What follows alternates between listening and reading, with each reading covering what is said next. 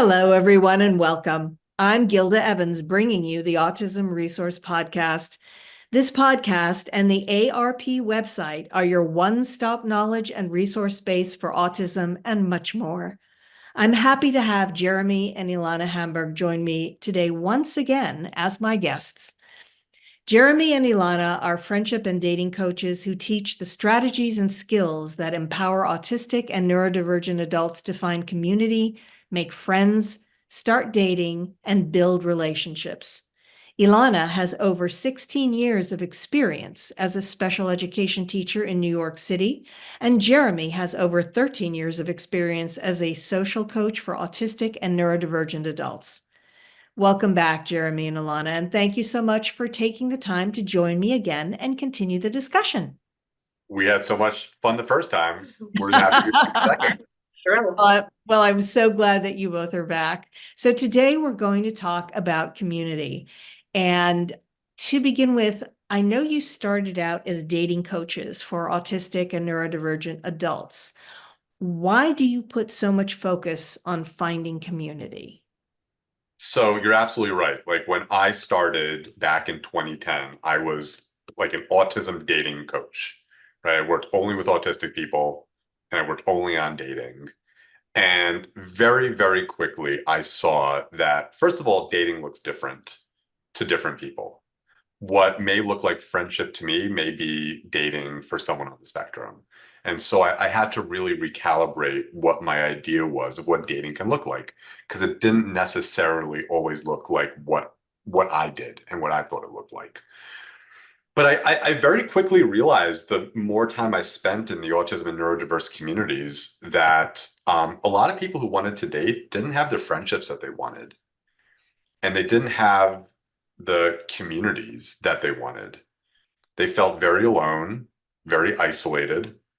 And so, as Social Life 360, our program evolved, a big part of that evolution was not just focusing on dating, but focusing on finding a community that sparks your joy and then using that community to find friendships that also spark your joy, because those are actually important parts of the dating process. And what we found really interesting is that Jeremy and I are both originally from the East Coast, and we moved 3,000 miles away from home. And we didn't have any friends, we didn't have any family around us, and we needed to find our way in a new place. So we started with building community and going to the same places over and over again where we saw the same people and became part of those communities. And through that, we found our friendships and our community. Okay, well, that makes a lot of sense. But what are some of the problems you're seeing people have with finding community and being part of a community, becoming part of that community and staying part of that community? So, two very, very big problems that almost everybody comes to us with when we first meet them. Number one, they don't know where to find community. Yeah. And then number two, when they do find something, they put way too much pressure on themselves to make the most out of that experience too fast, and they flame out. So, the first part of that problem is like, where do you find groups that spark your joy? And, what we've found is that, a lot of times, like a young adult or maybe their parents will do like some random, like, searches on the internet. And, they'll maybe find like, an autism meetup or something like that. And, they'll go once or twice, maybe even more. And it doesn't spark their joy. Um, but, the fact of the matter is, like, just because you share a neurology with someone, it doesn't mean that you have something in common with them. And so one of the things that we work on very, very deeply with our clients is a very systematic process for doing the research about what groups, communities, or what we call tribes are in your area. And then we work with our clients on keeping track of that research. That way, it's not this like scattershot, let's run some Google searches and see what we find, right? It's much more methodical, and it really allows our clients to see the full array of what's out there for them and then make that choice. And ideally, we want those to be groups where our clients can go in and enjoy something that the group is enjoying, right? And whether that's a Dungeons and Dragons group, whether that's a Magic the Gathering group, an anime group, whatever the case may be, we want our clients to be around people who share their passion, not just around people who share their neurology. So that piece of how to find what you're looking for is a really, really big one where people go astray. And then maybe Lana, you want to talk a little bit about like how people put too much pressure on themselves the first time. Yeah, absolutely. So we've had clients come to us and they find a great group and they try it out and they come back and tell us it was a disaster. I didn't get anybody's phone number. And we're like, that's okay. There are phases for becoming part of a community, and making friends is really at the tail end of that. So you have to go over and over and over again, starting with just becoming acclimated to the group, but getting comfortable, understanding your surroundings and what to expect. And then see and be seen, who's there, what's going on, and then start to slowly break into the group, like asking people how long they've been coming to the group and what they like about it. And only then are you going to start to dive deeper into those friendships. And this could take weeks. And as I was saying, Jeremy and I did the same exact thing where we started going to groups in our community, and we didn't talk to people right away. We kind of just felt out the environment and looked around, saw who was there. And it took us months really to form friendships. And now we can say that we've successfully become integrated into the community and have our friends, but it was a process. It's not an automatic 1, 2, 3 thing. So we really like to take that pressure off of our clients and say, just go, enjoy the activity, and slowly integrate into the community. Okay, well, you touched on this just a little bit, but you mentioned the different array of communities. Dig a little deeper and tell me, what kinds of communities do you think that people should be looking for? The types of communities that people should be looking for are the communities that spark their joy. Okay. Right. That's it. That's what it comes down to. And you have to keep in mind that different areas of the country and different areas of the world have different availabilities, right? So, a lot of our clients are in New York City, they're in San Francisco, they're in Philadelphia, they're in cities where there are lots and lots of options. But we also have clients that are not in those places, right? We have clients who are in places like Wyoming, right? Small towns in Oregon. And you just don't have a wide array of groups. So really people come to us and they say, well, okay, what group should I go to? And the answer is, I can't tell you that. Like, I can coach you on what types of groups you may enjoy. And I'm definitely going to coach you on how to do that systematic research to find what's out there. And if you're not finding what's out there, I'll get on a Zoom with you and I'll share my screen and we'll do it side by side. But those are the two factors. You have to know what you like, and then you have to know what's available. And that's how you make your choice. I would say the other thing that we really emphasize to our clients is finding those groups that meet on a regular basis. And there are plenty of groups that meet once a month, but that's going to take so much longer to become part of the community as opposed to something that meets weekly or twice a week, because you're seeing those same faces over and over again. And if you can't make it once, that's okay, because there's always going to be the next time. But if you miss a monthly meetup, then you're going 2 months without seeing people. And to become part of that group is going to take that much longer. So other than putting too much pressure on yourself, what are some of the biggest mistakes you've seen autistic and neurodivergent people make when they are trying to become a part of a community? They give up too fast. Mm-hmm. They give up too fast. They, a lot of autistic and neurodivergent adults feel that pressure, not just from themselves, but oftentimes from their family members, to go out there and be social and go out there and find their friendships, right? Like there's a lot of pressure oftentimes from parents, even very well-meaning and kind parents, who, they just want their young adult to leave the house, leave their room, be social and build that social network that's going to be so important for them as the parents age and are no longer part of this world, right? So what ends up happening is, a young adult will go to a group, and they'll come home and their parents will ask, "Oh, who did you meet? What did you do?" And the young adult will be like, "Well, I tried. I didn't meet anybody."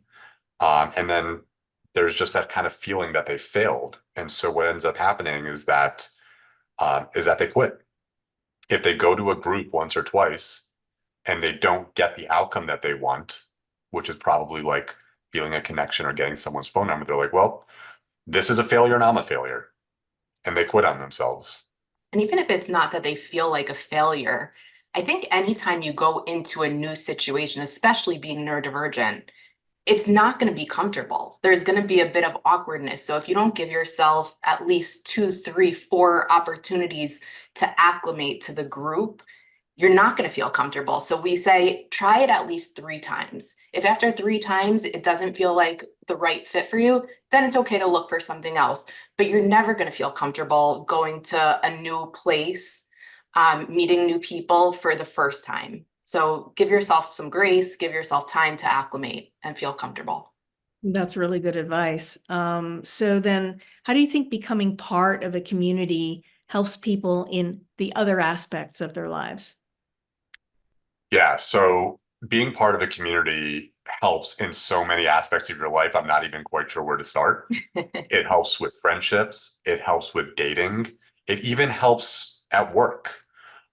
Because one of the things that happens in life when you don't have a community that sparks your joy is you sit at home and you scroll, on your phone and you play video games and you watch TikTok videos and you feel really, really lonely. And that loneliness spirals outwards. It makes you feel bad, which makes you feel bad around your family. It makes you feel bad wherever you're working. But the other thing is you go through life not having stories to tell, right? The communities that we're a part of give us the stories that allow us to entertain our colleagues, that allow us to entertain new people and Spark entertain those our connections. and spark those connections. So one thing we tell people who come to us for dating all the time is that if you don't have a community that sparks your joy, when you're on a date, what exactly are you going to talk about with them? What are the experiences that you're going to talk about on your date if you don't have a place where you're having new experiences and where you're meeting new people? And so that's why community is not just important in and of itself. It makes your life richer. And when your life is richer, it makes it easier to connect with people for friendship or for dating. Yeah. So the community that you've created for the clients that you service, and you've mentioned a lot of different geographic areas. So I am assuming that what you do is online and accessible from anywhere. And so tell me a little bit about what the process is like if I were, to come to you and say, I need help or my kid needs help. What would I experience? What is it like when I come to you and want that kind of help? So we have an amazing coach on our team named Cecile. She lives outside of Toronto in Canada. So she's on the other side of the continent from us. And what's really cool is that she is a late diagnosed autistic woman who spent 26 years as an oncology nurse. And before that, she was a drill sergeant and a lieutenant in the Canadian military. She is just an awesome, awesome human being. And what she does is she sets aside 90 minutes for a family to do what we call a strategy session, which is really a consultation. And we get together with both parents and the young adult who's neurodivergent. And Cecile has an amazing conversation with them. We don't charge for it, it's truly a gift. And Cecile is going to dive into what are your social goals? What are your friendship goals? What are your dating goals? What are your community goals? She's going to dive into what's keeping you stuck because it's not neurodivergence that's keeping you stuck. It's something about the way your brain is wired. Maybe it's that you don't know where to go. Maybe it's that you don't have the confidence once you're there. Maybe it's that you put too much pressure on yourself. Maybe it's that you don't know how to start a conversation or drive a conversation or read people's intentions.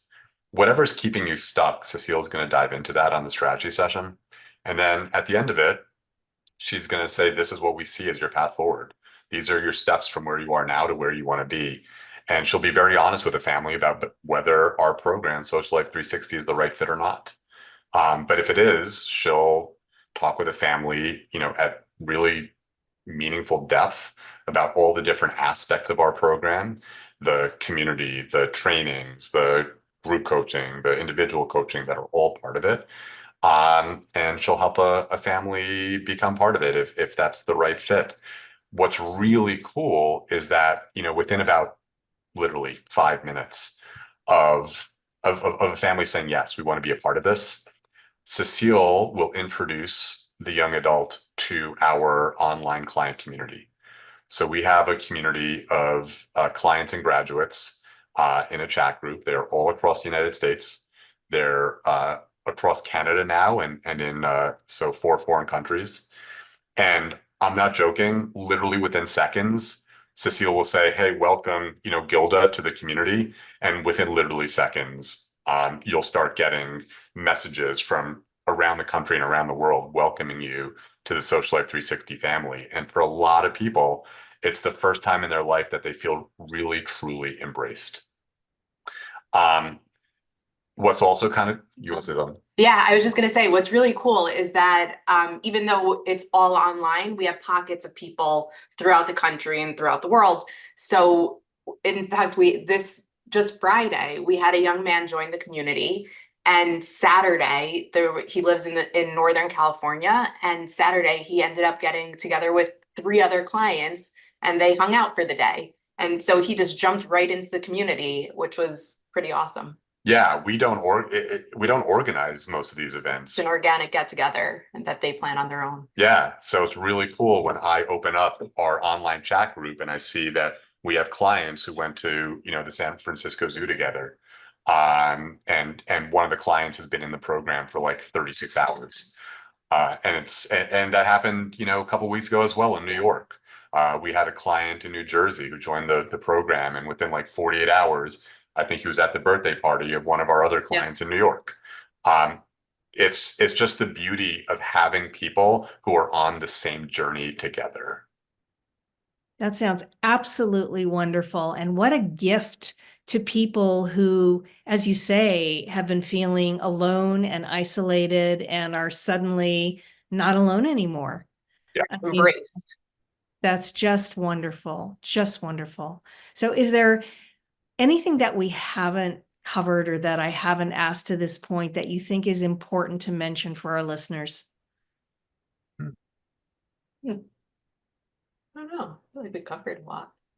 I feel like what I would say is that some people come to us with the attitude that I know what's out there, and what's out there isn't for me.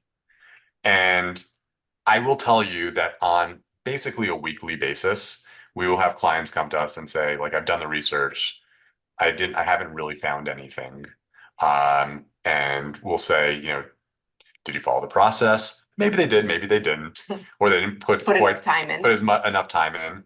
But what's really kind of cool is that, Ilana and I will get on a Zoom with our clients and we'll share our screen. And sometimes within like 5 minutes, they'll have 3, 4, 5 options, because Ilana is just the master of internet research. I used to be a professional investigator. I was a professional investigator at the district attorney's office in New York, and Ilana's still a better researcher than I am. But the point being, you think you know what's out there, but really, until you sit down and do the research, you probably don't know what your opportunities are. And if you don't know what your opportunities are, of course you're going to feel dejected. So I think one of the greatest gifts that we actually give our clients sometimes is sitting down and showing them, like, there are all these opportunities for you, a short walk away, a short drive away. Let's take advantage of that. Well, Again, I think what you're doing sounds absolutely terrific. And I want to thank you both once again for your time and for sharing your story with us today. Thanks for having us. Thank you so much. Community is like one of those topics that just gets kind of swept aside. You know, people talk so much about like independent living. They talk so much about graduating from school, employment, right? Even dating. And the idea of just finding your place where you can be part of the fabric of a community is just something that doesn't get talked about very much. So we're really grateful that this was a meaningful topic for you.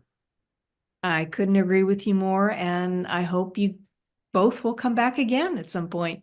Okay. Would love to. Absolutely. If you like what you hear, please subscribe to the podcast.